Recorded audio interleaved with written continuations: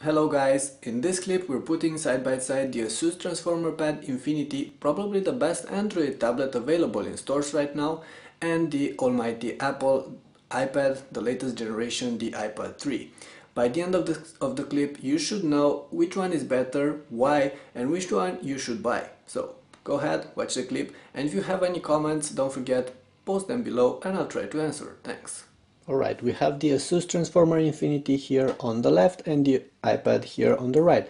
And from the first moment you're going to notice that there are differences between these two. This is a landscape tablet with a 10.1-inch display and 16 by 10 aspect ratio. This is a portrait tablet with a 4 by 3 aspect ratio and a 9.7-inch screen. This is better for movies, this is better for reading text, browsing, stuff like this. In terms of resolution, both have high resolution panels. This is an IPS panel with 2048 by 1536 pixels resolution, and this is 1920 by 1200 pixel, and it's actually an IPS plus, and that means that the brightness is going to be slightly better for this one, and this is the highest level brightness. Of course, on the iPad it's a little bit more difficult to go to the highest brightness level, but this is what you should expect. Of course, for our clip we're not going to use this because it will be quite difficult to see things on the screen, but when going outside, the extra nits on the TF700 are actually going to be helpful. And there is another clip on our channel that will tell you something about how these two perform outside. Now let's have a look at the exterior. The iPad, it's pretty classic, aluminum bottom, the Apple logo, and beneath it there's the wireless antenna. And on the other hand, this one, metal, looks nice, silver metal with a circular texture, and a plastic strap here on top, and beneath there is the wireless antenna and the GPS receiver. And this is quite good because it no longer has the problems that the previous version had, the Transformer Prime, with the wireless signal.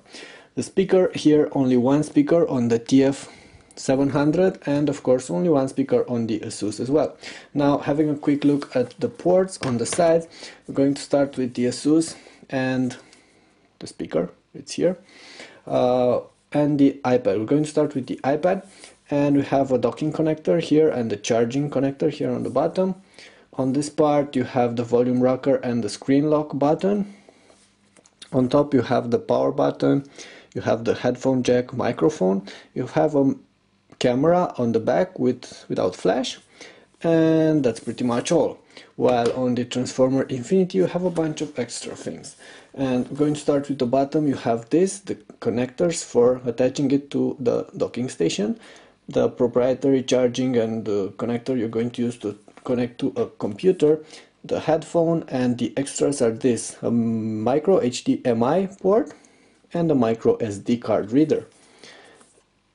You also have here the power button, volume rocker, and a microphone here, one of the many microphones. And on the back, well, there is an 8 megapixel camera with flash, with an LED flash that's not going to be available on the iPad. Now, in terms of hardware, both of these are very powerful.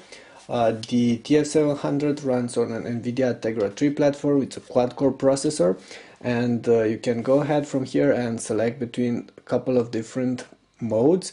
You have the power saving mode, you have the regular mode, okay, select it, and the performance mode. And on this one you only have a single mode. It's a dual-core processor, but both of them are very powerful. They will handle all the daily applications, and of course they will handle games and video content. I'm not going to get into details comparing the Android 4.0 ice cream sandwich that runs on the TF700 with the iOS 5.1, I believe now, that's on the Apple iPad. Both of these operating systems have their advantages. For instance, Android, way better notification system, widgets, and easier to use, let's say, system, because in order to get music, to get files on it, you don't have to use a synchronizing third-party software or synchronizing software like you have on this one. This one is dependent on iTunes. The interface is just simple, you can't really customize it. You can create folders and put some quick launch icons in here, and that's pretty much all. But this actually runs better. It's more fluent, it's smoother, it does apps don't crash, so everything runs a lot smoother. I also like the keyboard a lot better on this one. The overall tactile feedback is definitely better. I can type with using this keyboard without a problem. On this you have sometimes lag and it's not going to work the same. So those are just some of the things. Now in terms of apps, this one has a bunch of apps from ASUS which are actually quite good. You have Polaris Office, you have My Library, MyNet and MyCloud. But if you're going to third-party apps, you have the Play Store and the App Store. Definitely better apps in the App Store, and more apps as well, but that's not what matters. What matters is that in here it's very easy to find applications that will work on the iPad and just on the iPad. They're not meant for the iPhone. For instance, you have here top paid iPad apps, free iPad apps, and crossing iPad apps. Well, on this one they're all mixed together. Most of the apps are not made for the bigger screen, so they will not look as they should look on a 10-inch display, while they will look better on of course on a small screen on the phone. So this is one thing I actually don't like. Plus the third-party apps are way better, like I said, way better on the iPad than they are on the Android. Of course, there's one more thing. On iPad, on Android you have the Google applications and they're very good. Gmail is better, Maps is better than what you have on this one. You have versions for iPad as well, but they're not as good. Still, there will be iOS 6 coming in a couple of months, and that should change a couple of things, should bring a couple of improvements, and the new Maps system, which I personally am waiting for. As for performances, both of these devices are able to run games, both of these devices are able to run YouTube content, stuff like this, but it's slightly smoother on this one. For instance, I'm going on YouTube and okay, let's go to most viewed, and I'm picking one of those and one of those, and overall the experience, let's see.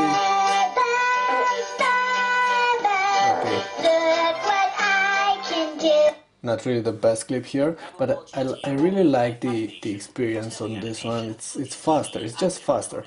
But when it comes to playing videos, well, things are a little bit different.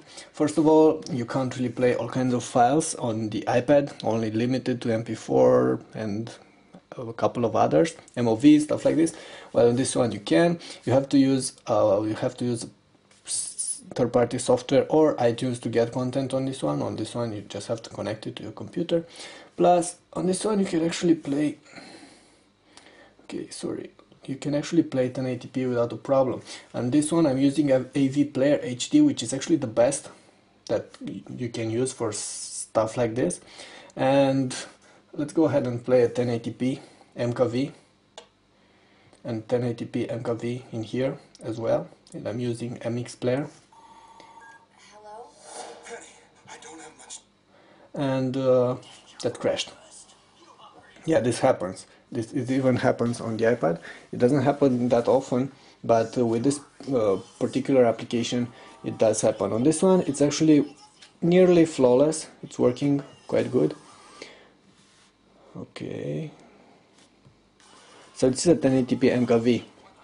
There is a little bit of lag with 1080p's, but if we're using 1080p MOV or I don't know, something else, it will work without a problem. Actually, MOVs will work on this one as well. Well, we don't have any videos. Okay, that's not good, but we can still use AV Player and select the MOV, and you will be able to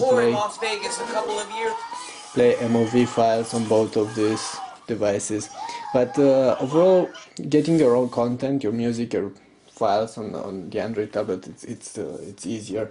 And in terms of multimedia performances, I'd say this is better. Plus, when dealing with games, you have the Tegra Zone here, which are a couple of very good titles specifically designed for Tegra tablets. But on the App Store, you definitely have a lot of good games. There are some cross-platform games. For instance, you have FIFA, you have Tiger Woods. I'd say that their versions for the iPad are slightly more better polished, and they work better. They never crash, stuff like this. Okay, another thing we should talk about is battery life.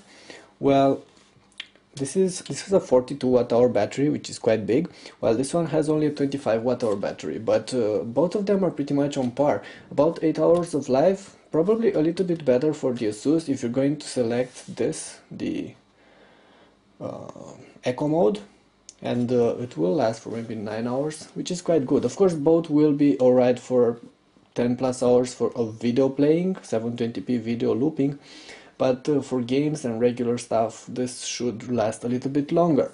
Now, they both also get hot on the back.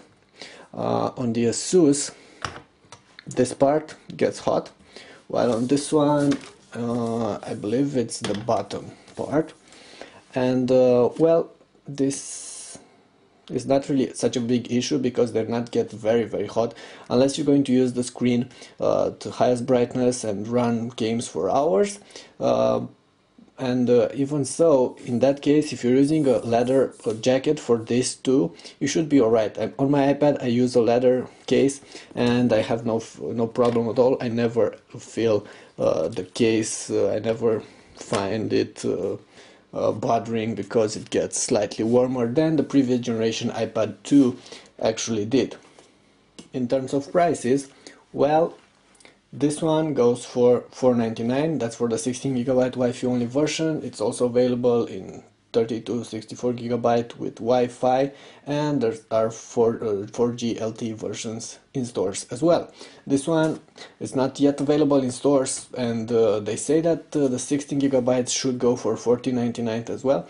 So these two should be quite on par in terms of prices, starting at $499 for both of them. However, this one will also get a docking station, which is quite cool, and the docking station offers extra battery life, offers a keyboard, extra ports for just $150 more, which could make it a more versatile everyday device that you're going to use for more than just video consumptions, media consumptions.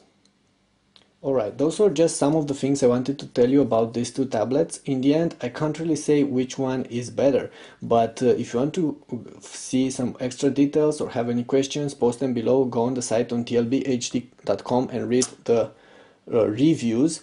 For me, I still consider this is the better pick for the average user because it's a good device, and overall the experience provided by iOS and the iPad, it's smoother, it's simpler. This one has a lot of advantages, it's customizable, but just the everyday feeling, the thing that actually matter is not as consistent as on the iPad. Plus, you don't get the apps. You don't get all the apps that you have for the iPads. And there are a bunch of apps, not even games, not just games, but educational apps and all these third-party interesting pieces of software that could make your life a little bit better and your experience with your tablet slightly improved. Okay, that's it for now. That was the comparison between the Apple iPad 3 and the Asus Transformer Pad Infinity. Both probably some of the best tablets available right now. This is the most popular. This is the best with Android, and it should remain the best for quite a while. It's up to you to choose which one you like best. They are pretty much based. They pretty much go for the same price tag, so that's out of the question. Choose Android, choose iOS, it's up for you to decide. If you have any question, post them below, and don't forget to subscribe to our channel and press the thumbs up on our clips. That's gonna help us a lot. Thank you.